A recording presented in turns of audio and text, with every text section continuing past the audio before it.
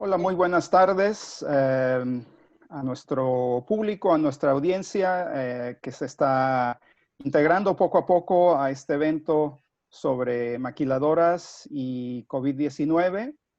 Mi nombre es Rubén Hernández León. Yo soy director del Centro de Estudios Mexicanos de la Universidad de California en Los Ángeles.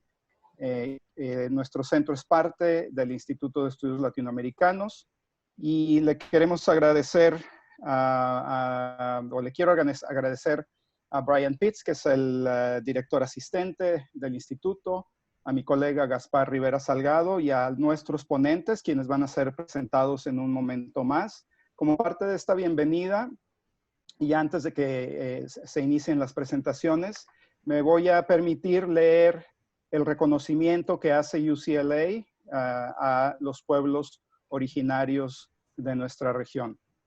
The Center for Mexican Studies at UCLA acknowledges the Gabrielino Tongva peoples as the traditional land caretakers of the Los Angeles Basin and South Channel Islands.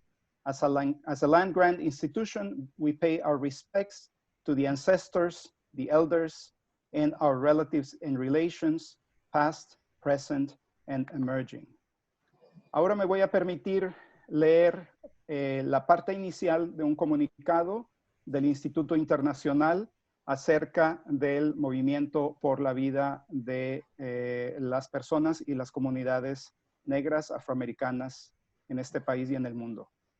The UCLA International Institute stands unequivocally against the egregious and disproportionate violence faced by Blacks in America and the systemic disenfranchisement and oppression of marginalized communities across the world. As the home of international studies on the UCLA campus, it is the Institute's mission to embolden people to connect through their shared humanity and think transnationally and across borders. Yet these past few weeks have humbled and reminded us of our duty to listen to our community so that we can learn how to be the ally that they deserve in the fight for justice, including against anti-Black racism. Con estas palabras les reitero la bienvenida y le paso la palabra a mi colega Gaspar Rivera Salgado. Gracias, Gaspar.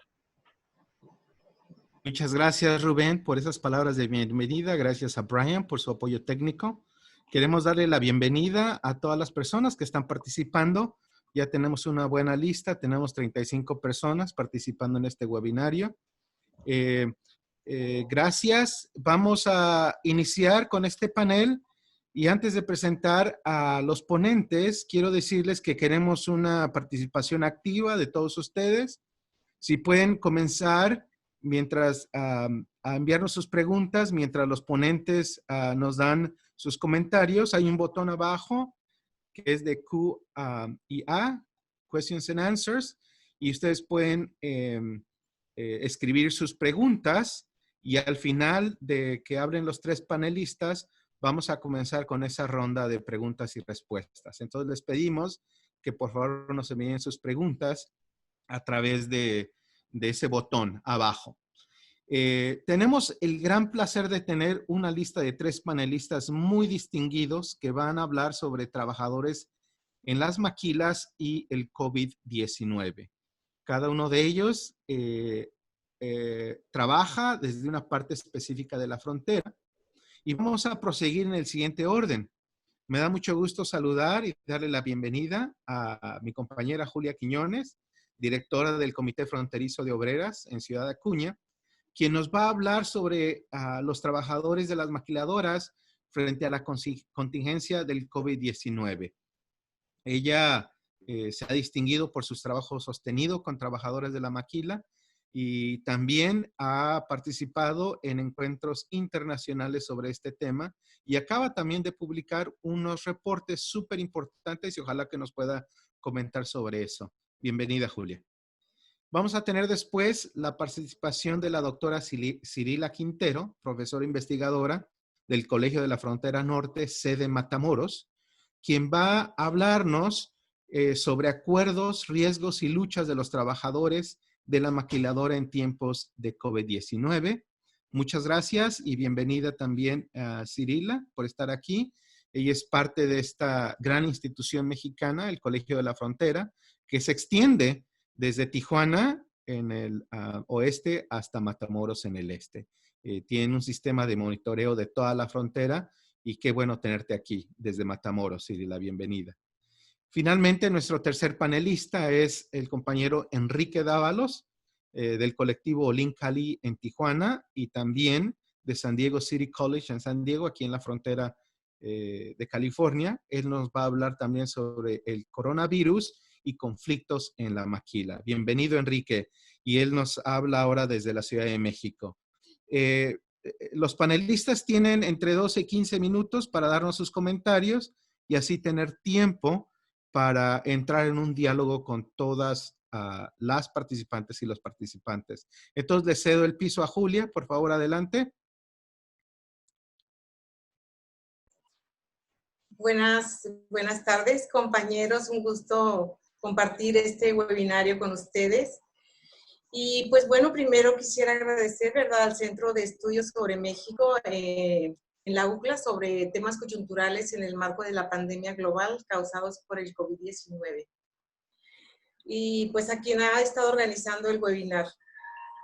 También agradecemos, ¿verdad?, a las personas que se han conectado y que nos están viendo y escuchando o escuchando. Y pues bueno, quisiera iniciar dando, ya me presentaste, ¿verdad? Pero quisiera mencionar un par de minutos quiénes somos. Y pues quisiera decir, ¿verdad?, que yo tengo el gusto, el orgullo de ser representante del Comité Fronterizo de Obreras. Soy la coordinadora regional. El Comité Fronterizo de Obreras es una organización de base que tiene presencia en los estados de Tamaulipas y Coahuila. Y estamos trabajando principalmente con obreros y obreras de las maquiladoras en temas de derechos laborales, salud, género y empoderamiento para trabajadores y trabajadoras de las maquiladoras. El Comité Fronterizo de Obreras es una organización de base que está integrado por trabajadores y extrabajadores de la industria maquiladora. Y pues tenemos presencia principalmente en las ciudades fronterizas. Y pues gracias al trabajo de la organización del CFO, pues hemos apoyado a miles de trabajadores que han logrado alzas sustanciales de salario, han mejorado sus condiciones de trabajo, han ganado posiciones en comités sindicales, han ganado indemnizaciones de acuerdo a la ley. Y pues bueno, yo creo que ahora quisiera hablar de un reporte que hicimos sobre el COVID-19, y este reporte salió el 15 de abril y está publicado en nuestra página Facebook. En este reporte, ¿verdad?, lo que mostramos son testimonios, son situaciones que nos compartieron las compañeras de cómo estaban enfrentando ellas el COVID-19 y cómo lo estaban manejando las maquiladoras. Y pues la mayor parte, ¿verdad?, de esto fue pues con ellas, con las trabajadoras, y todo lo hicimos a través de llamadas, a través de textos y mini audios, porque ya cuando lo hicimos pues ya estaba el alerta, ¿verdad?, de resguardarnos, de la sana distancia, de no reunirnos. Entonces, pues debido a la creciente demanda de organizaciones y medios de comunicación, de conocer de forma directa lo que estaba ocurriendo con las trabajadoras, fue que necesitábamos documentar todo lo recogido por las trabajadoras. Y eso es lo que mostramos, ¿verdad?, en el reporte, y pues ha ido cambiando y seguirá cambiando porque pues ahora ya están de regreso las trabajadoras, pero de lo que hablamos básicamente en el reporte, pues fue cómo las maquiladoras prácticamente dividieron como 3 grupos. La reacción de ellas fue muy lenta y sigue siendo lenta e incluso irresponsable porque han hecho caso omiso a la orden presidencial de suspender, porque muchas de las empresas han pensado primero en sus negocios y en sus ganancias, antes que en la salud de sus trabajadores y trabajadoras. La mayoría paró, pero mandaron a los trabajadores a descansar a sus casas, pagando nada más el 50% del salario. Y pues bueno, los trabajadores que se quedaron, o sea, hubo como un grupo de 3, ¿verdad? Hubo trabajadores que se fueron suspendidos y la empresa solamente pagó el 50%. Hubo los que se quedaron porque estaban trabajando en fábricas esenciales, aunque luego aprendimos, ¿verdad?, que las maquiladoras, no todas, ¿verdad?, algunas decían que eran esenciales porque estaban haciendo productos, por ejemplo, para aires acondicionados, y que los aires acondicionados eran necesarios en los hospitales. Y pues lejos de, no obstante, ¿verdad?, pusieron comunicados adentro para que los trabajadores pues vieran, ¿verdad?, que era algo legal. Sin embargo, los trabajadores nunca cambiaron. Incluso hubo algunas que dijeron que estaban haciendo partes para los respiradores, pero los trabajadores decían no ha cambiado ninguna operación, seguimos haciendo lo mismo. Empresas del ramo automotriz, ¿verdad?, que no estaban haciendo otra cosa. Y pues bueno, las trabajadoras que se fueron con el 50% del salario, pues al poco tiempo empezaron a tener muchas situaciones muy complicadas, porque con el salario completo no se puede vivir, con el 50% pues menos. Entonces las trabajadoras, al estar todo el día con los hijos, con la familia, pues aparte creció mucho la violencia. Fue como una parte. Hubo otro grupo, a la población vulnerable, los trabajadores que presentan algunos problemas de salud crónico-degenerativos, pues también sufrieron para poder salir en descanso. Las empresas querían que los trabajadores pues comprobaran, ¿verdad?, que realmente necesitaban o que eran población vulnerable. Y pues tenemos el ejemplo de un trabajador que se amputó hace 2 años en el trabajo, se machucó y por causa de la diabetes le tuvieron que amputar los 2 dedos. La empresa tenía todo el expediente del trabajador, pero aún así le dijo pues que necesitaba traer un justificante médico para poder mandarle a la casa. Entonces, pues hubo mucho estira y aflojo, hubo mucha lucha de parte de los trabajadores. Aparte de estos trabajadores, pues hubo las mujeres embarazadas que tampoco las mandaron a trabajar. Entonces, pues los que se quedaron trabajando vieron que la empresa no tomó ninguna medida, aunque había trabajadoras que estaban reportándose con malestares. La empresa dijo, pues, no les dio permiso para ir al médico. Y pues así, ¿verdad? Se han pasado ya casi 3 meses y lo que nosotros vemos es que cuando las trabajadoras estaban en suspensión, vimos que la empresa no reportó ante el Fonacot, no reportó ante el Infonavit. Entonces, aparte, estaban haciendo esos rebajes, porque estas instituciones de gobierno no podían en automático hacer una prórroga, porque como había empresas que sí estaban trabajando. Entonces, bueno, los trabajadores nos reportaron que en algunas empresas, pues los tiempos son muy cortos para salir a comer, les dan media hora de comida, entonces las filas pues se hacen muy cercanas,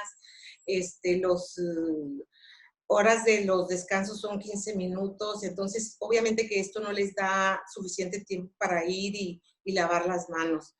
Entonces en los baños no había jabón en algunas. Entonces yo creo que fue una situación muy caótica para la que nadie estábamos preparados, incluso las mismas maquiladoras. O sea, yo creo que se pudo ver que no supieron cómo actuar. Unas sí se alinearon inmediatamente al decreto, otras pues no hicieron caso y les funcionó, porque aparte pues la Junta de Conciliación y Arbitraje sí se fueron a descansar. Primero lo suspendieron, luego vinieron las vacaciones de Semana Santa, y pues bueno, ellos sí tomaron bastante tiempo, aunque nos comentan que había inspectores, que había personal de guardia en la Junta, nunca los trabajadores vieron una inspección adentro de sus fábricas.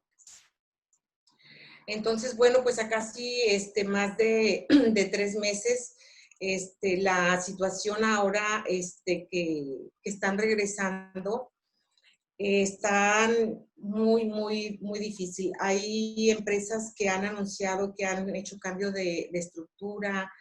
Incluso un ejemplo concreto es la maquiladora Lear.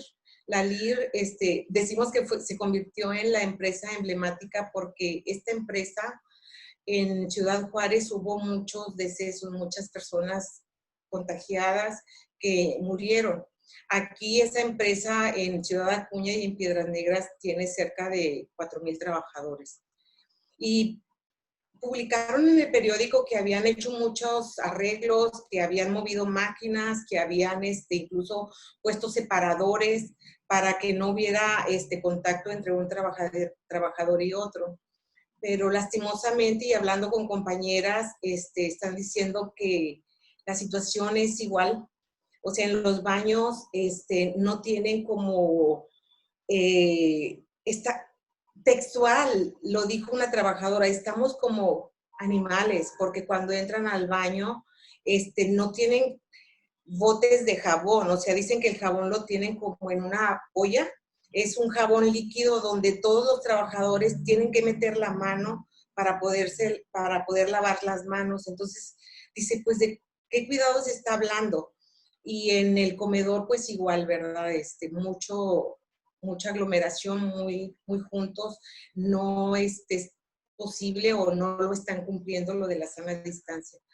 Dice que ahora que ya regresaron a trabajar, hace 4 días, sí hubo una inspección, ya la Junta de Conciliación y Arbitraje también regresó y hubo una inspección y una trabajadora se le había roto su mascarilla porque son mascarillas muy delgaditas que les dan, están trabajando 12 horas y obviamente dice, hace muchísimo calor porque aunque hay aire acondicionado en las áreas donde estamos trabajando con máquinas, el mismo calor que sale de las máquinas, pues es insoportable tener la mascarilla. A esa trabajadora se le rompió, entonces cuando vino la inspección, ella estaba sin mascarilla y le preguntaron que por qué no tenía mascarilla y la trabajadora dijo, pues es que se me rompió porque estaba ya muy mojada. Y pues la empresa, después de que se fue la inspección, la suspendieron 2 semanas a la trabajadora. Entonces, es una situación bien difícil y pues nosotros quisiéramos, ¿verdad? Buscar realmente un equilibrio. No quisiéramos que las empresas vean, porque ya han empezado a protestar, a decir que hay trabajadores o que hay personas que están diciendo cosas falsas. Yo creo que ahorita esta situación no estamos para confrontaciones. Yo creo que es muy importante que las empresas entiendan que no somos enemigos, ni las organizaciones, ni los trabajadores, y que pues aún teniendo todas las precauciones es posible que vaya a haber contagios como lo está viendo, ¿verdad? Pero aún va a haber más si las empresas están haciendo como que sí están tomando medidas y no lo están haciendo. Entonces yo creo que es muy importante que concienticemos a todos y que veamos que todos estamos padeciendo de diferente manera, o sea, tanto las organizaciones sociales, los trabajadores y sus familias, y por supuesto que en todo esto, las víctimas principales, las que más están sufriendo, pues son las mujeres. Porque como hemos dicho, ¿verdad? Las mujeres están llevando en sus espaldas pues el trabajo de la casa, el tener poco trabajo, el tener ahora el cuidado de los niños. Y ahora que están regresando, pues las guarderías no regresaron, tampoco las escuelas. Entonces ahorita están enfrentando otro problema, porque hay trabajadoras que no tienen familia, que son madres solteras, que no tienen a alguien de confianza para dejar a los hijos. Entonces parece que el panorama es bien dramático, pero es la realidad. Es la realidad. Entonces yo creo que ahorita lo que se busca es cómo entre autoridades, o sea, qué se puede hacer para apoyar a estas trabajadoras que aparte de que van con miedo al trabajo, van con todo el estrés y con toda la preocupación de que sus hijos no están cuidados, de que los niños más grandes ya están cuidando a los más chicos. Entonces yo creo que es un momento para unir esfuerzos, para ver qué ¿qué podemos hacer? Tanto las autoridades gubernamentales, locales, estatales, nacionales, las organizaciones, ¿cómo podemos aligerar esa violencia que se ha agudizado en contra de los más vulnerables, ¿verdad? En contra de los niños, en contra de los hijos, en contra de las mujeres. También hay violencia en contra de hombres, pero por supuesto que el número mayor está concentrado en las mujeres. Entonces, bueno, yo quiero dejar el espacio para las demás, ojalá y podamos tener tiempo de preguntas y respuestas, porque tal vez ahí podemos ampliar la información. Y ojalá y que puedan poner el link de la página del CFO para que si alguien tiene interés en leer el reporte completo que nosotros hicimos, pues puedan tenerlo, y el reporte está en inglés y está en español. Gracias. Muchas gracias, Julia. Y sí, vamos a pedirle apoyo a Brian para que ponga la liga para los reportes en el chat. Gracias, y vamos a continuar, y les pido a los participantes que si tienen preguntas, hagan uso del botón de preguntas y respuestas para que escriban ahí sus preguntas y las vamos a responder al final de que los ponentes terminen. Vamos a seguir ahora con Cirila Quintero desde Matamoros, la sede del COLEFAI. Bienvenida, Cirila, adelante. Ok, voy a compartir la pantalla. Bueno, primero, muchas gracias. Quiero agradecerles a la Universidad de California en Los Ángeles la invitación, y sobre todo es un placer estar con mis compañeros activistas que nos conocemos, hemos estado en algunos trabajos juntos. Y bueno, yo le voy a presentar esta mañana una reflexión. El problema del impacto que han tenido los trabajadores ha sido muy complejo. Yo solo voy a dar algunos puntos. Y la ponencia, bueno, es también el título, se llama Acuerdo, Riesgos y Lucha de los Trabajadores durante el COVID. Entonces, aquí lo que nosotros...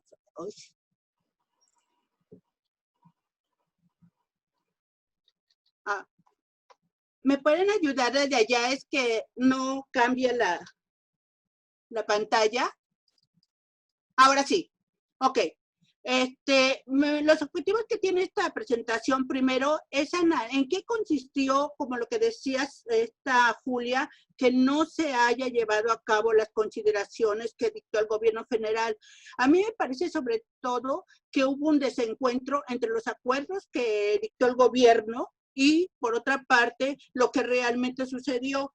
La otra parte es que el segundo objetivo es exponer los riesgos laborales que ya mencionabas, Julia, y que de alguna manera son a las que se confrontaron los trabajadores, pero también las respuestas que tuvieron. Y luego Julia decía, bueno, ¿qué podemos hacer? Yo doy aquí algunas propuestas, están basadas en la forma de trabajo que he estado realizando, y bueno, entonces la exposición tiene 4 puntos.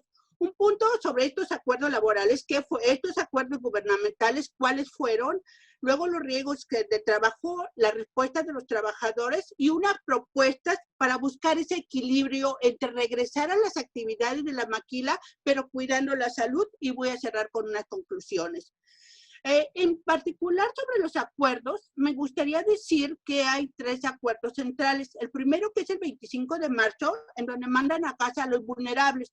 Se estima que entre el 10 y el 20% de los trabajadores de la maquila se fueron en estas condiciones. Algunos los hicieron ya regresar. Ese es un punto que hay que tratar. El otro es el acuerdo del 31 de marzo, en donde mandan a todos los trabajadores no esenciales a casa. Ese se iba a prolongar, digamos, hasta lo que es el 30 de abril. Sin embargo, el 21 de abril se va a dar una nueva extensión que se va a prolongar al 30 de mayo.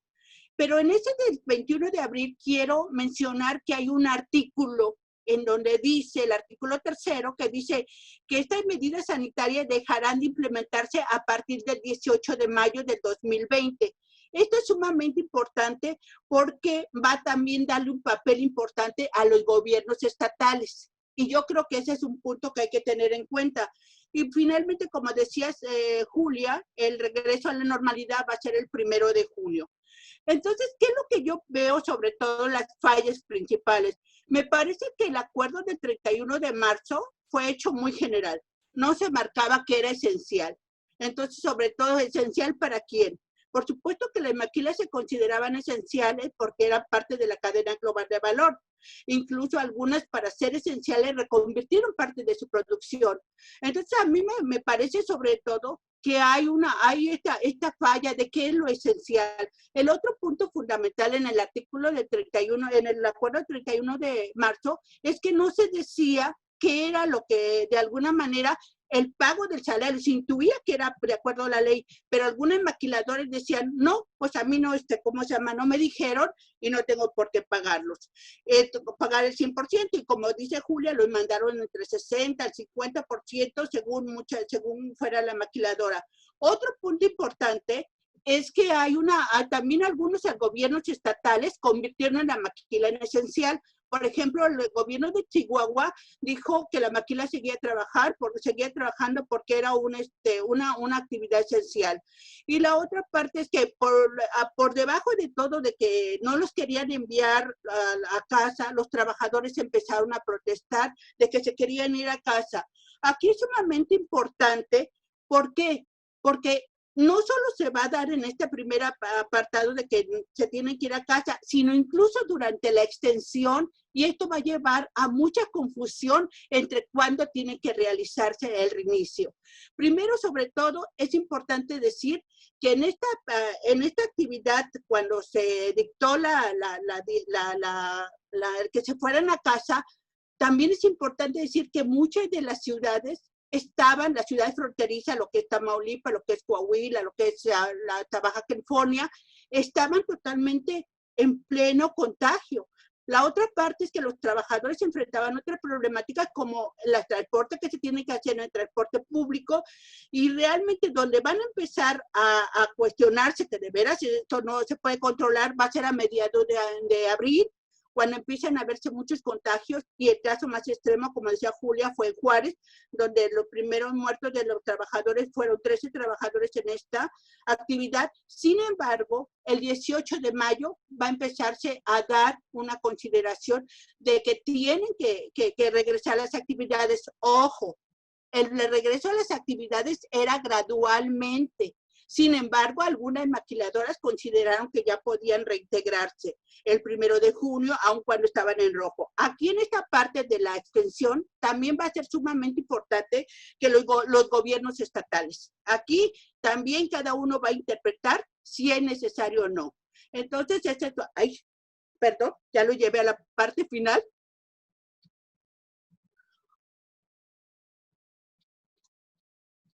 Bueno, entonces eso es el regreso a la casa, y luego también en esta confusión que hubo, y aquí me gustaría ver que no se trata que nos falten reglamentos, tenemos acuerdos muy buenos. Estas son las disposiciones que marca la OIT, la Organización Internacional de Trabajo. Fíjense cómo es desde la entrada de la planta hasta atender a los sospechosos que tienen COVID, cosa que no se ha implementado.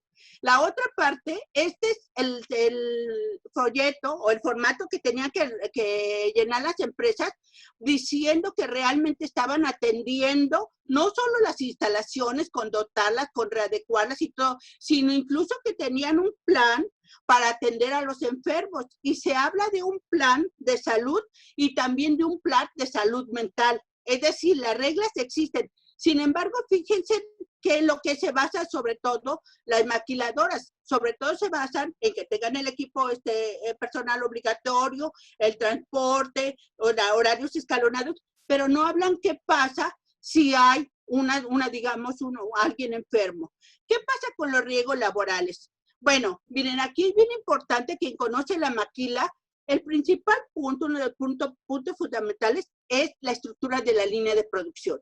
Están sumamente cerca, o sea, es difícil, separarlos.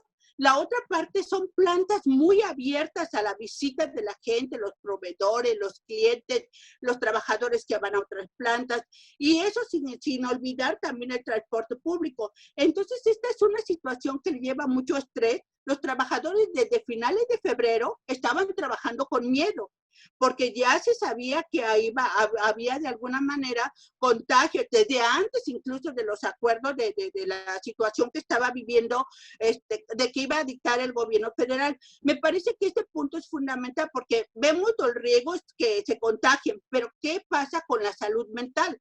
Esto de alguna manera se contrapone con lo de la norma 35 que ya había sido aprobado. Fíjense, esta es unas fotos de cómo ante estos riesgos y ante no ser implementados los acuerdos, los trabajadores se empiezan a movilizar. Estas son fotos de cómo se empiezan a movilizar cuando no se quieren ir cumplir con la extensión tanto en Juárez como en Tijuana. La otra parte es lo que decía Julia. No solo, no todas las plantas pararon. Las esenciales, es decir, las que siguieron trabajando en cuestiones médicas, siguieron trabajando. El problema es que no tuvieron la protección necesaria. Solo pensaban que teniendo cubrebocas y gel era suficiente. Y eso no es cierto. O sea, ¿por qué? Porque se tiene que implementar toda una reestructuración de las líneas y como no estaban bien protegidos, aún en estas esenciales, se llevó al cierre de las plantas en Tijuana, en Mexicali. Lo más paradójico de que este cierre se llevó a cabo en maquiladoras que estaban produciendo partes de artículos de la salud para Estados Unidos. A pesar de todos estos contagios, es importante decir que se cerraba la planta por un momento, pero únicamente se sanitizaba y a los pocos días volvía a abrir. Entonces, estamos viendo que realmente, digamos, la consideración de la estructura no se estaba dando. Quizá el mayor problema, como ya lo anunció Julia, es que entre abril y mayo, ciertamente se deberían ir con el 100%, pero las plantas a veces entre el 60 y el 75% se fueron yendo.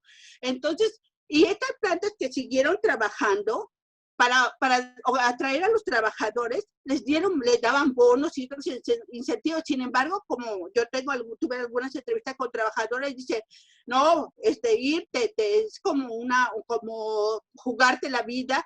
Y sin embargo, esto era voluntario, pero algunas empresas lo convirtieron como obligatorio y despidieron a los trabajadores. Eso hay que tenerlo muy en cuenta. Esta es una protesta para que se les de Tijuana que pagarle 100%. Y sobre todo aquí lo importante, ¿qué pasa el 18 de mayo? El 18 de mayo se vuelve a ver que hay un regreso a las actividades, sobre todo de la automotriz. Recuerden ustedes que la automotriz estuvo haciendo mucha presión desde Estados Unidos para que se abriera y entonces se le convierte como la nueva esencialidad. Las nuevas actividades esenciales. Obviamente esta esencialidad está vinculada con la parte económica y lo más asombroso es que se estaba diciendo que empezara gradualmente en ciudades muy contaminadas. Se va a dar una serie de marchas, sobre todo en Matamoros y Ciudad Juárez, para pedir que no se abran. Va a haber una participación de Susana Prieto en esta situación. Por su parte, los empresarios dijeron, vamos a hacer todo lo que nos está pidiendo la Secretaría de Trabajo. Lo cierto es que mi experiencia dice que dependió de las empresas. Hubo empresas que sí hicieron una reestructuración de sus líneas, que escalonaron horarios, pero hay otras que simplemente dijeron, damos gel y damos cubrebocas, 2 cubrebocas o 4 cubrebocas. Y ese es un punto que debió de haber tenido en cuenta. Aquí está como una de las empresas ya estaba llamando desde el 18 de mayo, aun cuando no era cierto, debían ser únicamente escalonado. Y aquí está la visión de los trabajadores. Estas son fotos de las marchas que hubo el 18 de mayo. En la primera foto ustedes ven también a la activista Susana Prieto en Juárez. La de abajo es la parte de Matamoros. Y bueno, aquí están algunas adecuaciones que hicieron las maquiladoras, sobre todo en la puerta de entrada, puertas sanitizadoras, reestructuración de las líneas. Y bueno, pero a pesar de todo eso, pues siguió los contagios. Lo más importante es que, como decía Julia hace un momento, en las actividades que reiniciaron incluso, o las actividades que siguieron trabajando, las esenciales, pues hubo muchos contagios. Ahí está una maquiladora que reciente Nuevo Laredo, que hacía artículos de médicos, por decir, todo contaminada. Entonces, nuevamente fue el cierre por un tiempo y de nuevo reiniciar. ¿Cuáles son mis propuestas? Miren, yo creo que un punto fundamental es que se ha visto, en lo que yo les he narrado, una disputa entre la producción y la protección de los trabajadores. Obviamente la balanza ha estado muy incluida con lo que es la producción. Por otra parte, las ciudades de las maquiladoras ya están en un límite de contagios, ya no hay capacidad hospitalaria. Estamos en un callejón sin salida. Yo creo que no necesariamente si se adoptan políticas responsables por parte de todos los actores involucrados. El problema, me parece, es que actualmente se ha escuchado la voz de las empresas, la oyó el gobierno, pero no se ha escuchado a los trabajadores. ¿Por qué? Porque la Secretaría de Trabajo no ha tenido una visión real de responder a su trabajo y los representantes estatales de esta instancia tampoco han respondido. Entonces no hay realmente una atención, pero sobre todo, como ya también lo decía Julia, ¿con quién te quejas si la Junta de Conciliación está cerrada? Y la otra parte también me parece, ¿qué hacer? Primero, me parece que hay que reenfocar el problema. No es la producción sin la protección, es la producción y la protección de los trabajadores como parte de una realidad. En la solución están integrados todos los actores. Esto es sumamente un punto fundamental. El gobierno federal debe encontrar formas y enlaces que hagan sus acuerdos, que se cumplan de veras a nivel local. La otra parte es que los gobiernos estatales no solo deben estar urgidos porque se abra la maquiladora para que produzca, sino deberían de estar acompañadas con protocolos de seguridad y protección de los trabajadores. Y por otra parte, me parece que la apertura de las juntas locales para recibir de alguna manera estas quejas es importante. Me parece, por otra parte, que las empresas transnacionales y los inversionistas extranjeros deben presionar para que se reinicien las actividades para producir, pero también tienen que presionar para que las plantas cumplan con los protocolos de seguridad y protección. El modelo de la OIT que les presentaba me parece sumamente ideal. Y por otra parte, los gerentes de la maquila deben de cambiar su mentalidad tradicional de buscar solo disminuir costos para las empresas. Tienen que cambiar la idea de que la salud es un gasto, es una inversión, es una parte de innovación social. Y también se tiene que terminar con la verticalidad que existe entre ellos, porque hay muchas quejas de cómo son maltratados los trabajadores. Para finalizar, me parece que también los sindicatos, los que tienen sindicatos, han estado ausentes, callados, o se enmarcan solo dentro de los límites de la ley. Me parece que deben de estar más activos y tienen que reactivar las comisiones de seguridad y higiene sumamente importantes que marca la ley como instrumento para cuidar los riesgos y atender la salud de los trabajadores. Y los trabajadores, aparte de manifestarse, me parece que es importante que recuperen esos órganos como la Comisión de Seguridad e Higiene para que cambien las plantas, no solo de esta epidemia, sino otros tantos. Me parece, en síntesis, me parece que la situación es difícil, pero no imposible. Entonces, yo, pues, entre las conclusiones finales diría que es fundamental reconocer que hay una brecha. Es importante olvidarse de esta contraposición que existe y sobre todo que la actuación local y estatal se tiene que dar. Y finalmente, me parece que la epidemia actual muestra que la salud debe ser un componente central en los futuros proyectos. Durante mucho tiempo se ha defendido la innovación y el escalamiento industrial. Puede que este sea el momento de la innovación y el escalamiento social al interior de las plantas. Eso es todo. Muchas gracias. Muchas gracias, Cirila. Gracias por esos comentarios. Hemos tenido hasta ahora en todos los comentarios de Julia desde Ciudad Acuña, Cirila desde Matamoros, y ahora vamos a tener los comentarios de Enrique Dávalos, quien está basado en la ciudad de Tijuana, frontera con San Diego. Bienvenido, Enrique. Adelante, el piso es tuyo.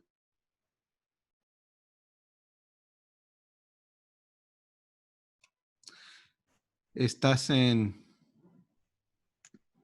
Buenas tardes, ¿me escuchan? Bueno, pues gracias por la invitación. Mucho gusto a mis compañeras de tenerlas en este foro. Vamos a comenzar. Pues yo colaboro, bueno, primero voy a darles una pequeña introducción de lo que quiero hacer. Primero quiero decirles que yo colaboro con un colectivo que se llama Olin Cali. También pediría, por favor, si es posible, poner el vínculo. Este es un colectivo de Tijuana que busca contribuir a que los trabajadores y trabajadoras tengan más conocimientos y herramientas para desarrollar de mejor manera los procesos organizativos. busca defender los derechos humanos laborales, el derecho a trabajar y vivir dignamente, con equidad de género y en un medio ambiente limpio, saludable y seguro.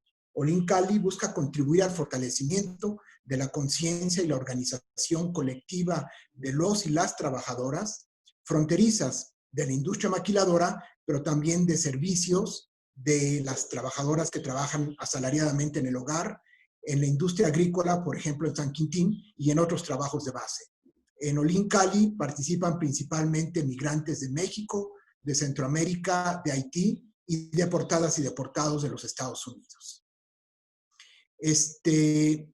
Quiero en esta presentación hablar de 4 puntos. Una breve como relación de la epidemiología de la pandemia, una segunda parte de la resistencia obrera que ha habido ante esta pandemia, en la lucha por la vida y contra la muerte, una tercera parte de cuál ha sido la respuesta de los empresarios y los gobiernos, y una última parte que es cuál ha sido la respuesta del capital multinacional ante esta situación. Entonces ha generado un montón de conflictos el coronavirus. No me va a dar tiempo en estos 15 minutos, pero pues avanzaré hasta donde me alcanza el tiempo. Y de todas maneras quiero ahorita señalar que es importante que me gustaría proponer que hiciéramos una declaración de solidaridad con la licenciada y activista Susana Prieto Terrazas, que desde el día 8 de junio se encuentra en la cárcel. Su delito fue que encabezó la lucha, bueno, primero la lucha de los y las trabajadoras en Matamoros, pero ahora ha estado muy activa, pues dando la cara en la lucha en las maquilas contra la enfermedad y la muerte. Esto le costó pues la rabia de gobiernos, particularmente el de Tamaulipas, y actualmente se encuentra en la cárcel, que fue detenida de la manera más ilegal. Hay aquí una declaración que creó un grupo que se llama Unidos México, que me parece una buena carta. Yo quisiera pedirle al seminario si se pudiera circular esta carta y pedir que fuera firmada pues como un gesto de solidaridad para pues tratar de ayudar a que la compañera salga de la cárcel. Entonces empiezo con el primer tema de la epidemiología, ¿no? Bueno, nada más brevemente algo así de las maquiladoras en números para el público. No estoy seguro el público, pero nomás una cosa que queremos decirles es de que ahora las maquilas, bueno, según los datos del censo mexicano, el llamado INEGI 2019-2020, las maquiladoras ahora se llaman IMEX, algo así como Industria Mexicana de Exportación, pero todo el mundo le sigue llamando maquilas, ¿no? Así le vamos a llamar. Hay más o menos unas 5,000 en México, 5,000 empresas o establecimientos que contratan más o menos como 2.6 millones de personas. Estas 5,000 maquiladoras representan solamente el 1% de las empresas en el país. Entonces son realmente minoritarias. Y representan, dan trabajo aproximadamente al 7% de las personas que trabajan para todas empresas en México. Estas 5,000 maquilas, sin embargo, contratan al 30% del personal ocupado en lo que se llama la industria manufacturera. O sea, 30% de la gente que trabaja en fábricas en México trabaja en estas maquilas. Estos números, por supuesto, son incompletos porque les falta considerar toda la gente que trabaja en el llamado sector informal, que por ejemplo son los vendedores de la calle, que aquí no están registrados, y que según algunos datos del mismo gobierno, llegan a representar el 50% de la fuerza de trabajo en México. Entonces, en conclusión, estas 5,000 maquilas, aunque son realmente un islote en el océano laboral mexicano, en realidad tienen un peso, una influencia muy mayor que esto. Entonces, pasemos a ver esto de la epidemia. Quizás el primer caso que se reportó que ocurrió por acá fue como el 20 de marzo y resultó que fue un ingeniero que se enfermó, entonces empezó la cosa a discutirse. En 2 semanas ya eran decenas y los números se dispararon. Al empezar a iniciarse los recuentos a nivel nacional, pues resulta que Baja California y Tijuana en especial empezaron a destacar. En proporción con su población, Baja California ha sido el estado más afectado del país y Tijuana la ciudad más afectada del estado. Esto nos recuerda a lo que sucedió en las fábricas en Italia, en Bérgamo, y en las plantas procesadoras de alimentos en Estados Unidos. ¿Por qué Tijuana resultaba tan contagiosa? pues las maquilas inmediatamente fueron señaladas como un centro de contagio, aunque también hay que señalar que las condiciones de vida y segregación de las y los migrantes, así como los deportados y como los que están parados en la frontera, también han jugado un papel. La pandemia va a crecer en abril y mayo. Baja California sigue siendo el número 2 en contagios y defunciones. Solo después de la Ciudad de México, esta megalópolis con todas sus zonas conurbanas, Ecatepec, Nezahualcóyotl, Tlalnepantla, después ha seguido durante mucho tiempo, hasta las últimas semanas cambió Baja California. La prensa nacional, la prensa extranjera y sobre todo la media social, donde se empieza a denunciar que la avaricia de los empresarios está matando a sus trabajadores. Como reacción, el gobierno de Baja California hace todos los esfuerzos para que los números no se vean tan feos. Afecta la imagen del Estado y afecta a la industria maquiladora. Medios como el periódico Z, como La Jornada, pero sobre todo los mismos trabajadores denuncian las trampas que usan para enmascarar la pandemia. Si muere de neumonía o eso no es COVID. Al 90% se denuncia que al 90% de las personas enfermas las regresan a su casa. Y no los cuentan. Y si mueren en su casa, tampoco los cuentan. Y así los números tratan de ser reducidos. La activista Susana Prieto Terrazas resumía las denuncias de los trabajadores en Ciudad Juárez. El gobierno decía que habían muerto 17, pero ella, a partir de los recuentos que los mismos trabajadores y trabajadoras hicieron, contaron más de 200 muertes. Seguro que esta denuncia fue una de las causas por la cual ahora está en la cárcel. Ciertamente, todos los gobiernos del mundo y de México han maquillado o no han sido incapaces de dar una cifra real de cuánta gente está contaminada y cuánta gente ha muerto. Pero el caso de Tijuana y Ciudad Juárez ha sido escandaloso. Hay consenso en que los números son mayores de lo que realmente los gobiernos declaran. Susana se atrevió a dar números más precisos, eso, 200 en vez de 17. Ahora bien, es difícil maquillar los índices de mortandad, que es más o menos la proporción entre el porcentaje de gente que muere entre los que están enfermos, entre los que están contagiados. En México este índice de mortandad anda como por el 12%, pero en Ciudad Juárez y sobre todo en Tijuana, el índice es el doble, mueren el doble de personas que los que mueren en el país. ¿Por qué? Olin Cali y el periódico Z han hecho algunas denuncias sobre lo que pasa en los hospitales en Tijuana que quizás tienen algo que ver con esa situación. Incluso el comediante Eugenio Derbez denunció la situación que existía en los hospitales de Tijuana rebasados literalmente. Hace poco acaba de aparecer una foto dramática donde ven a un médico trabajando en un hospital COVID. Trae su bata de plástico, imagínense, a 40 grados centígrados, y atrás dice, protesto porque tengo que trabajar sin aire acondicionado. Y así se lo tiene que aventar. Y ustedes saben que no se puede quitar la bata de plástico por horas para no contagiarse. Esos son más o menos como 100 grados Fahrenheit. Y han hablado en el reportaje donde se muestra esta misma foto, se habla de cómo incluso llegan a deshidratarse enfermeras y doctores aquí en Tijuana. O sea, en conclusión, en este asunto de la epidemiología, sabemos poco de la pandemia, la verdad. Pero lo que sí sabemos es que la zona norte de México, zona maquilera, es un foco de infección, particularmente Tijuana, Mexicali y Ciudad Juárez.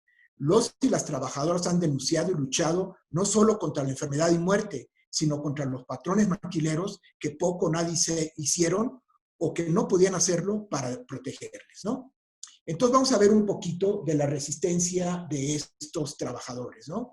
Que aquí pues fue una resistencia, ahora sí que contra la muerte y por la vida. De hecho, la contradicción más importante que el COVID ha revelado y exacerbado es la contradicción entre trabajadores y empresarios. Eso no es ninguna novedad. El año pasado en Matamoros fue el epicentro de una movilización proletaria de las más importantes de México desde tiempos de la llamada insurgencia sindical en los años de 1970, hace ya 40 años. Pero si el salario, si las condiciones laborales, si el respeto a los derechos laborales ha sido el centro recurrente de los conflictos en las maquilas, en el año 2000 el coronavirus ha puesto en primer plano como el centro de la lucha literalmente la vida. Los empresarios enfrentaron una movilización sin precedente. No ha llegado a los niveles de organización que tuvo el levantamiento de Matamoros en 2019, pero ha habido protestas, plantones y paros que suman miles de trabajadores, decenas, quizás centenas de empresas maquiladoras y varias ciudades, como Matamoros en Tamaulipas, Ciudad Juárez en Chihuahua y Tijuana, Mexicali, acá en Baja California. En mayo, cuando el gobierno anunció que Chihuahua y Baja California, las maquilas eran esenciales y iban a abrir, hubo llamados a la huelga general que preocuparon realmente a los empresarios maquileros. En Baja California, la resistencia abarcó múltiples maquilas, algunos con miles de trabajadores, nombres como Skyward en Mexicali, IEGC Services, Legrand, Liberty Packing, Containers, Futura, Metronics, Nipro, Fisher, Water, Balboa, Jetwell de México, Hyundai, es lugares donde van a tener los trabajadores haciendo paros y protestando. Protestan, hacen paros cuando ven que sus compañeros de línea se enferman, se mueren o simplemente desaparecen sin que nadie les diga nada. Ven que los empresarios hacen nada o casi nada o quieren convencerlos de que sigan trabajando por un bono. Olin Cali denuncia maquiladores que, como decían las compañeras, toda la seguridad que les dan es un cubrebocas. Y además les dicen que el cubrebocas tiene que durar 100 días. Y si un bono no convence, les amanecen de despedirlos. Si no van a trabajar, como decían las compañeras.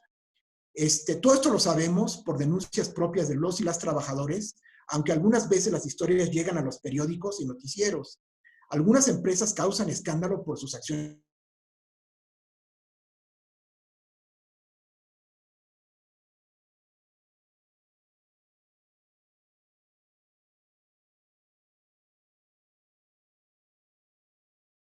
Productos médicos, pero no es cierto. Lo que hacemos son productos automotrices. Y en Tijuana, simplemente los sindicatos brillan por su ausencia. La resistencia de los y las trabajadoras ha sido fuerte, pero después de 3 meses y medio de pandemia, el balance en Tijuana no ha sido muy bueno. Olin Cali reporta que la mayoría de las maquilas prácticamente nunca cerraron, o si lo hicieron fue por unos cuantos días, y nunca, prácticamente no pagaron el salario completo. Trataban de pagar lo menos posible. Las empresas por ahora se han impuesto. Entonces pasemos ahora a explorar la segunda contradicción que el coronavirus sacó a luz, la contradicción entre los empresarios y gobiernos, que las compañeras también estaban haciendo alguna alusión al respecto. El tiempo se me va a acabar pronto, entonces pues nomás voy a empezar un poco ese tema y le voy a parar ahí. Lo que quiero decir es que desde el principio fue claro que las maquiladoras, por avaricia o porque la crisis le estaba golpeando muy fuertemente, lo cierto es que no dudaron en sacrificar a sus trabajadores para mantenerse a flote. Quizás el comentario más preciso y significativo fue de una trabajadora que dijo lo siguiente en Tijuana: para las empresas somos un número al cual se puede reemplazar en cualquier momento. Esto recuerda a otra trabajadora que denunció que una empresa ofreció un bono de 400 pesos semanales para seguir trabajando con el peligro de contagio. Eso es lo que costaba la vida, 400 pesos. O 700 pesos a los trabajadores que iban a trabajar y además no habían protestado. 300 pesos es lo que vale el que no protestes por tu vida. Yo puedo llamarle eso el bono de la muerte. La pandemia hizo chocar a los empresarios contra el gobierno. Por un lado, los empresarios maquileros trataron de mantener abiertas sus plantas y seguir la producción como si nada ocurriera. Y si tenían que cerrar, no pagaban salarios o pagaban lo menos posible. Por otro lado, los gobiernos no podían ignorar que las fábricas son fuente de infección, enfermedad y muerte. El clamor público y las protestas de los trabajadores no podían pasar desapercibidos. Entonces, aquí se da la contradicción que era mi intención desarrollar en esta presentación, pero pues por asuntos del tiempo nos vemos obligados a parar aquí. Y entonces regreso a la palabra a nuestro moderador, el compañero Gaspar Rivera. Adelante, compañero. Muchas gracias, Enrique. Ya sé que este tema es bastante complejo y nos hace falta mucho tiempo, pero creo que ahora es un buen momento para entrar en diálogo con las y los participantes, y ya hay varias preguntas que nos han hecho. Hay un pedido inicial sobre si la presentación de Cirila va a estar disponible. No sé si nos permites distribuirla a las personas que... Por supuesto que sí, por supuesto Gracias. que sí, adelante. Gracias. Hay dos preguntas que son relacionadas. Uno, Kerry Khan desde la Ciudad de México nos pregunta si tienen una cifra de cuántos empleados de la maquiladora han muerto desde que empezó a llegar el COVID-19 a México. ¿Hay alguna cifra? Y otra relacionada es sobre fallecimientos. Si hay empresas donde hubo fallecimientos por contagio que pueden ser sujetas a demandas por su responsabilidad por no tomar las medidas correctas. Entonces, le pido a los panelistas si quieren, tienen comentarios o respuestas, adelante. Quizá Enrique podría empezar, o no sé. Sí, sí, hay algunos números, pero son bastante complicados precisarlos. Yo quizás nada más repetiría esto de que afortunadamente, pues a Susana hizo esta recolección entre los trabajadores de Ciudad Juárez y habló de 200 personas muertas en las maquiladoras de Ciudad Juárez. Y sí, de hecho, el gobierno de Baja California tuvo como dos momentos de acción. Y en el primer momento se puso muy radical y habló cerró maquilas y impuso que las maquilas cerraran. Incluso habló de que esos gringos, así lo dijo el gobernador de Baja California, Jaime Bonilla, que es ahora es un funcionario de Morena, pero que anteriormente fue político del Partido Republicano de los Estados Unidos. Y él dijo que no éramos una colonia de los gringos y que entonces pues, las maquiladoras tenían que respetar la ley. Después cambió y totalmente abrió las maquilas cuando realmente sintió la presión que venía incluso del Pentágono de los Estados Unidos de que tienen que abrir las maquilas, ¿no? No estábamos aquí jugando. Y entonces, pero en sus momentos radicales, su secretario de Salud de Baja California declaró que efectivamente si alguna maquila abría cuando no debería abrir y moría algún trabajador, eso los empresarios se hacían, o sea, podían ser acusados penalmente de asesinato de los trabajadores. Entonces la amenaza ahí quedó, pero nomás ahí quedó, ¿no? Entonces es lo que yo diría ahorita en este momento. Voy a buscar algún número mientras. Ajá. Bueno, yo creo que especificar un número exacto es bien difícil. Bueno, si a nivel general no sabemos, o sea, hay toda una subestimación, pero por ejemplo, si hay lugares preocupantes, y ya lo mencionaba Enrique, y es una de las que participó muchísimo con Susana, el caso de Tijuana, de Ciudad Juárez. O sea, donde simplemente fue la primera vez que a mediados de abril, cuando cerca de 13 trabajadores del LIR se declararon que habían muerto.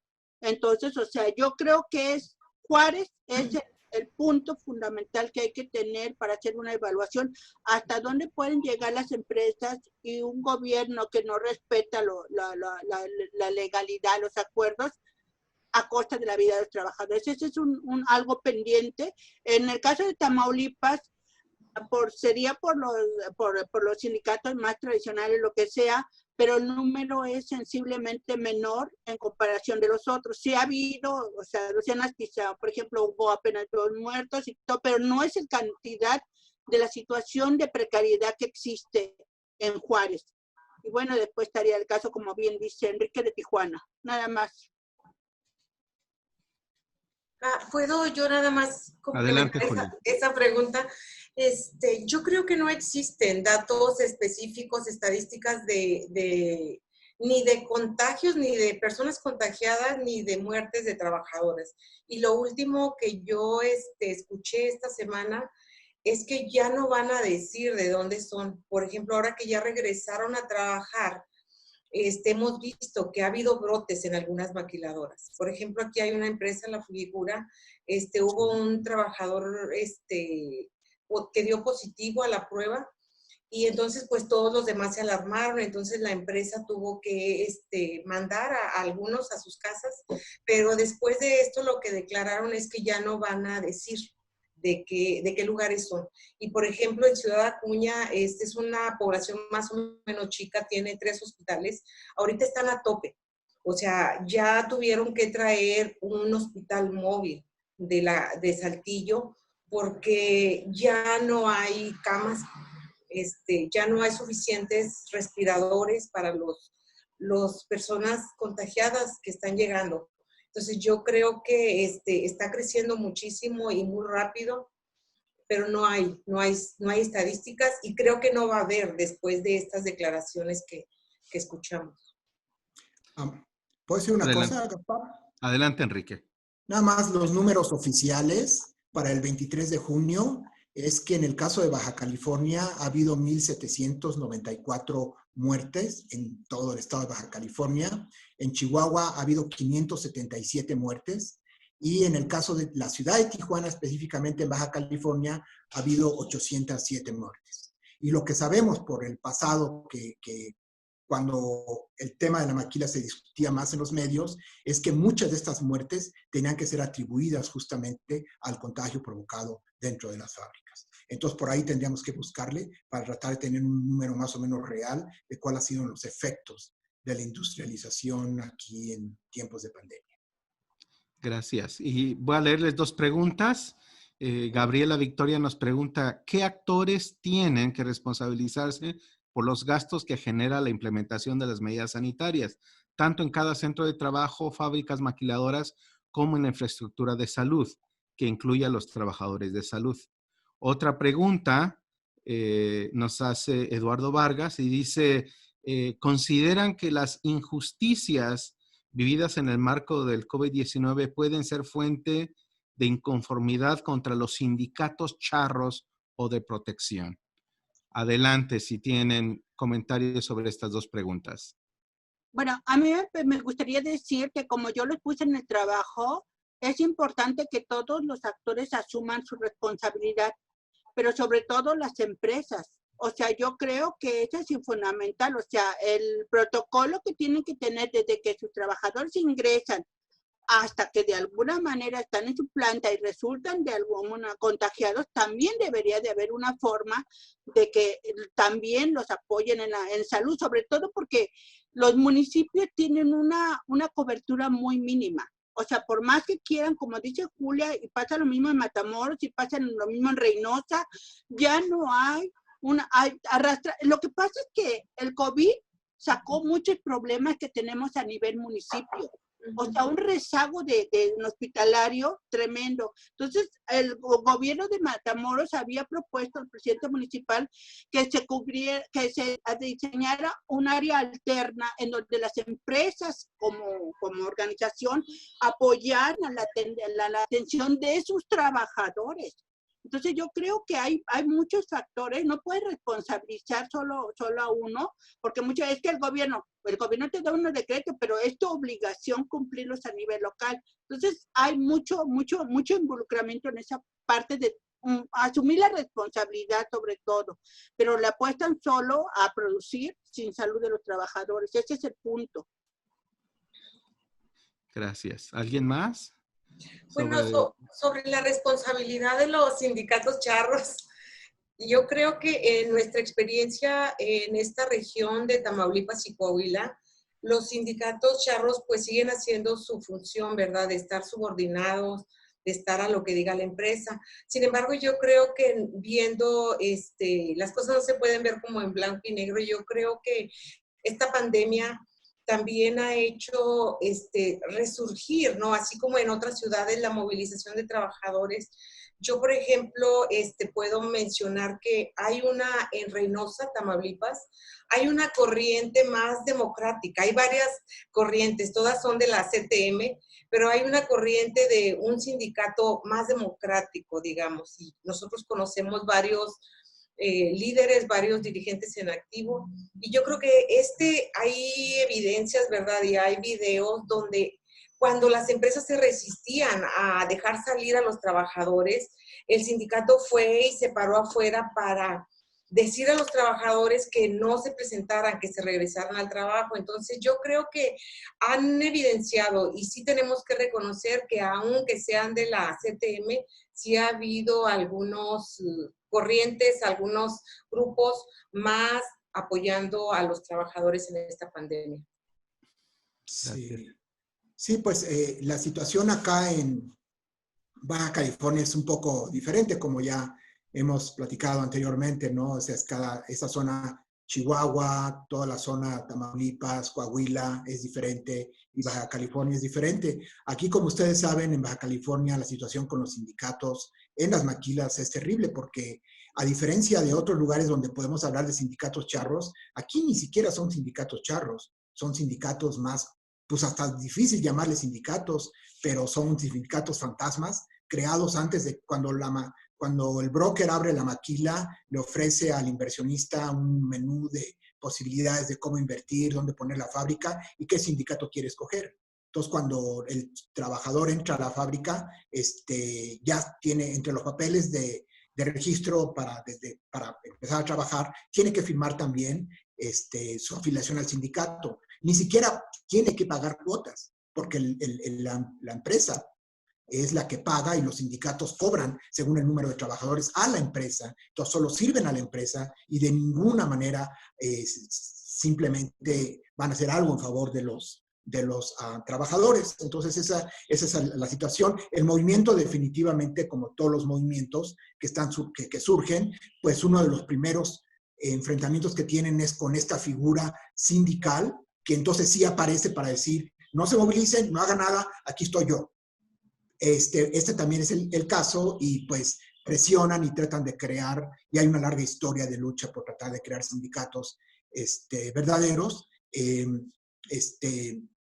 Pues vamos a ver cómo evoluciona ahora.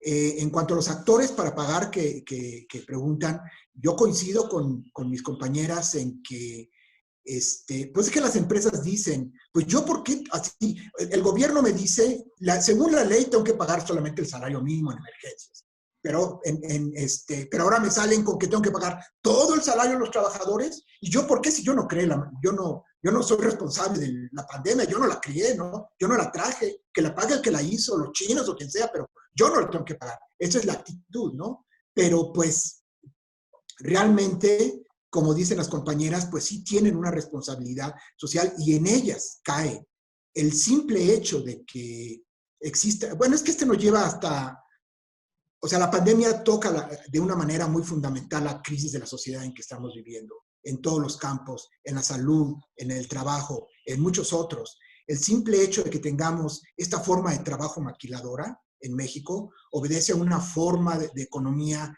que tradicionalmente se le ha llamado neoliberal, y que es en buena medida responsable también de la existencia, porque el pobrecito virus no tiene la culpa, ¿no? Está chiquito y tiene sus coronitas, pero realmente el virus, ¿qué hace? Lo que lo provoca en pandemia es las relaciones sociales en que se desarrolla este sistema neoliberal de empresas multinacionales que actúa a la velocidad enorme en el mundo y que las maquiladoras son definitivamente parte de esas cadenas de producción. En ese sentido, sí, ustedes son responsables y tienen que pagar. Gracias. Y sobre eso, Andrea Rocha nos pregunta, específicamente para Enrique, pero también se puede hacer la pregunta para todos los participantes, ¿qué nos dice la pandemia sobre el futuro del capitalismo? Y ahí aunaría, ¿qué nos dice la pandemia también sobre el modelo económico de la presente administración? Y si ven ustedes ahí un repensar de ese modelo económico. Y la segunda pregunta es también sobre los derechos laborales y tomando en cuenta el caso de la compañera Susana Prieto, ¿no? En ese sentido, Paolo Marinaro nos dice que Enrique sugería que una de las razones por el arresto puede haber sido el trabajo que estaba haciendo con los y las trabajadoras afectadas por el coronavirus en Matamoros. Le quisiera preguntar si nos puede comentar más respecto a las razones declaradas por las autoridades y la situación que actualmente está enfrentando Susana Prieto. Y en cuanto a derechos laborales, ¿no? El modelo económico y derechos laborales ahora en este sentido. Adelante. Bueno, si me permiten yo rápidamente, me parece que obviamente este momento está mostrando que no podemos, tenemos que cambiar el sistema económico. El sistema económico se tiene que hacer más sensible de sus trabajadores, porque si se mueren los trabajadores o si se enferman los trabajadores, también truena el sistema.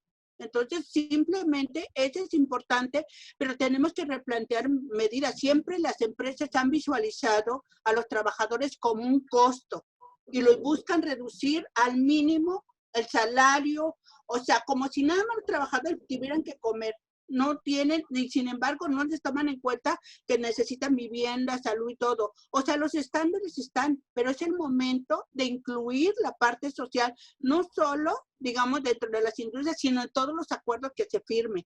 Y sobre todo la salud también es sumamente relevante. Yo he dicho, por ejemplo, ahorita lo de la innovación social, incluso en los años 90 se tuvieron que modernizar algunas plantas con ¿cómo se llama? Con aire acondicionado, limpias y todo, porque si no, no lo certificaban. Pues ahora que no se certifica, si no se tiene salud, si no se tiene condiciones justas. Entonces, me parece que esa es una situación fundamental, que hay que revisar el modelo que no funciona y sobre todo en donde no sigan viendo a los países que tenemos industrias ensambladoras que son centrales para la cadena global como algo que está ahí, pero que no se atiende. Y la otra parte nada más de Susana, o sea, yo puedo compartir con ustedes algunos artículos que he escrito, he seguido muy de cerca el conflicto de Matamoros, ahora lo de Susana, o sea, se le quiere variar de que es una acusación, digamos, penal. Lo cierto es que la acusación a ella parte de un hecho laboral, una protesta de unos trabajadores en la junta local que no querían ser escuchados por los presidentes de la junta sobre que querían separarse del sindicato al que pertenecían. Entonces, es una esencia laboral. Entonces, que después, y la otra, que los cargos que le están haciendo, según los penalistas y a los que he platicado, no ameritan encarcelamiento. Entonces, y para finalizar, creo que México debe de revisar este caso y de otros activistas que también están moviéndose laboralmente, porque estamos a días de entrar al TLC número 2, al USMECA o TMC, y la cuestión laboral y sindical va a ser vista con lupa. Entonces, simplemente debe de enviarse el mensaje de que en México las cuestiones, no solo los derechos laborales, no solo la cuestión de la libertad sindical, sino se respeta a aquellos que buscan colaborar con el mejoramiento laboral de los trabajadores y no enviarles el mensaje de que si te mueves te aprisiono. Ese es mi punto de vista. Nada más, gracias. Enrique, Julia, ¿tienen más comentarios? Julia, ¿quieres ir primero? Tienes tu micrófono cerrado. Gracias. Yo creo que esta pandemia nos está llevando a tener una reflexión profunda, todos los actores, ¿verdad?, que estamos trabajando el tema de los derechos laborales. Y yo creo que cuando se aminore el pico de la pandemia, yo creo que van a venir muchas acciones de los trabajadores. Yo por lo menos he escuchado, o sea, hay muchos trabajadores que no están conformes cómo han sido tratados, cómo se les ha pagado. El año pasado se firmó la reforma a la ley, se aprobó la reforma laboral y pues yo creo que hay muchos capítulos ahí que benefician a los trabajadores. Y yo creo que también a nivel internacional hay mucho interés de parte de sindicatos y organizaciones donde hay contratos, ¿verdad?, que quieren empezar a hacer algunas campañas, por lo menos para obligar a las empresas que no cumplieron con el decreto, que no cumplieron con pagar a los trabajadores, pues que lo hagan. Entonces, creo que hay mucho trabajo para el futuro. Por lo pronto nosotros estamos en cosas bien básicas. O sea, cuando nos dimos cuenta que ahora que estaba la pandemia, bueno, más fuerte, que estaban los trabajadores en sus casas, que estaban denunciando que no había inspecciones, que la Junta estaba cerrada. Lo que estaban diciendo la Secretaría de Trabajo es que había una página web, que pusieran sus casos ahí, que denunciaran en la web, pero era algo irónico porque pues los trabajadores al no tener todo su salario, no tenían ni para tarjeta, no tenían ni para saldo, no tenían internet, pero también no tienen experiencia, no conocen cómo subir una queja a una página web, cómo usar estas plataformas de Zoom, de incluso WhatsApp. Entonces, algo que es muy sencillo para nosotros, estamos viendo que es necesario y es parte de nuestra función ahora, apoyar, asesorar a las trabajadoras y trabajadores para que empiecen a comunicarse virtualmente, para que empiecen a estar más activos mediante estas plataformas. Sí. Y sobre Susana, nada más para terminar, yo creo que es muy serio lo que está pasando. Yo creo que es un llamado a todas las activistas, a todas las organizaciones. Quieren sentar como un precedente. Yo creo que tenemos que pronunciarnos completamente de acuerdo. Nosotros ya hicimos un pronunciamiento como red. Yo soy parte de una red de otras organizaciones de derechos laborales y como red hicimos un pronunciamiento público y lo mandamos a la Secretaría de Trabajo para, pues, decirlo, indignados que estamos, ¿verdad?, con la detención tan arbitraria de Susana. Sí, sí, sí, las compañeras de Olin Cali lo que nos platican es cómo casi nunca ellas sugieren que los trabajadores y las trabajadoras cuando tienen un conflicto lleguen a un acuerdo, sino que luchen para que, digamos, el acuerdo económico sea más favorable. Pero ahorita como está cerrada la Junta de Conciliación, lo que sí está abierta es la Secretaría del Trabajo.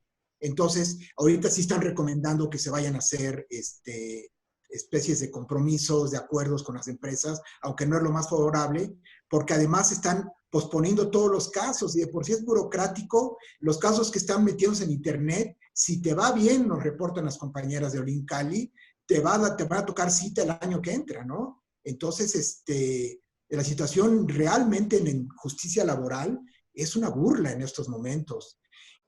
La pregunta que dice la compañera sobre el futuro, un futuro del capitalismo, es que esto, como sentimos que la pandemia toca tanto, bueno, quizás lo fundamental sería decir, podemos agarrar la parte de la salud, ¿no? Y de ahí alzar todo el hilo. Los gobiernos sabían que iba a haber pandemia. Lo que tenemos es los registros de la Organización Mundial de la Salud y del gobierno de Estados Unidos y de otros gobiernos que sabían que era cuestión de tiempo. Ya había habido varias, la de los aves, la de los cerdos, el ébola, etcétera, la de las vacas locas, la del flu de las aves, etcétera. Había habido cientos de COVID. Era cuestión de que era el COVID-18, el 19, pero uno iba a pegar. Y lo interesante es aquí que los gobiernos del mundo o no quisieron o no pudieron hacer absolutamente nada. Eso, y las condiciones que generaron esta pandemia están ahí, no han cambiado para nada. Entonces, estamos expuestos. ¿Y qué es lo que hay que cambiar? Bueno, hay muchas organizaciones que están hablando de la necesidad de reformar los sistemas de salud, quizás hacerlos públicos, quizás invertir mucho más dinero, quizás, pero no se trata solamente de que haya más médicos y enfermeras y más camas. En el momento en que inviertes más en salud empieza a aparecer el problema de que la orientación de la salud, de la medicina, no debe ser solamente curar a los enfermos, sino mantener la salud de las personas. Entonces se trata de como otro enfoque en la salud y después llegamos al problema de que ¿quiénes son los que se están muriendo más? Pues los que tienen hipertensión y los que tienen diabetes, o sea, los que toman mucha soda y los que comen mucha comida chatarra, que es lo más barato, que es lo más accesible. Entonces, en el momento de que quieras decir qué hay que reformar para que esta pandemia no vuelva a tener estos efectos o otros peores, ahora que se combine con el calentamiento global y con otros problemas generales de la sociedad capitalista en que estamos en la época contemporánea, o sea, es una reformulación completa del sistema en que estamos viviendo. Estamos enfrentando una crisis de civilización. Y esa crisis de civilización no se va a resolver con 3 parches aquí y allá, sino tiene que ser un cambio global. Y en eso estamos, en la discusión de qué quiere decir eso y cómo poderlo cambiar. Y un ejemplo son justamente los derechos laborales. Como decían mis compañeras, ¿no? No es un asunto fácil de roer. Nosotros vimos cómo los gobiernos, por las buenas o por las malas, pero se veían forzados a tener que tomar medidas para evitar los contagios. ¿Y qué sucedió? O sea, resultó que descubrimos, bueno, ya se sabía, pero ahora se vio más evidente que nada, cómo las maquiladoras mexicanas son parte esencial de las cadenas de producción multinacionales en Estados Unidos, pero no solo en Estados Unidos, en Canadá, en Francia, particularmente las maquiladoras militares. Ahora resulta que tenemos un buen número de maquiladoras militares. Y ahí sí vino la presión, como decía antes, de que tenían que ser, tenían que cerrar, tenían que abrir, porque eran fundamentales para las líneas de producción en los estados. Entonces, los empresarios maquileros no estaban solos, tenían un gran apoyo. Entonces, eso quiere decir que si queremos hablar de derechos laborales, ahorita más que nunca se trata de, como foros como este, de promover relaciones sindicales, organizaciones laborales, centros laborales multinacionales, en donde podamos trabajar al mismo tiempo los derechos laborales en todos lados, porque estamos metidos en el mismo ajo. La pandemia no es nacional, no es China, no es nada, es una pandemia internacional, y los y las trabajadoras y los pueblos del mundo son los que tenemos que juntarnos para ver cómo salir de esta, porque ya vimos que los gobiernos se ven literalmente o no quieren o son incapaces de hacerlo, y esto va a seguir. Muchas gracias. Se nos ha acabado el tiempo, desafortunadamente. Queremos agradecerle a Cirila, Enrique y Julia, y le vamos a ceder la palabra a Rubén para que cierre y que nos diga dónde podemos encontrar la grabación de este evento. Adelante, Rubén.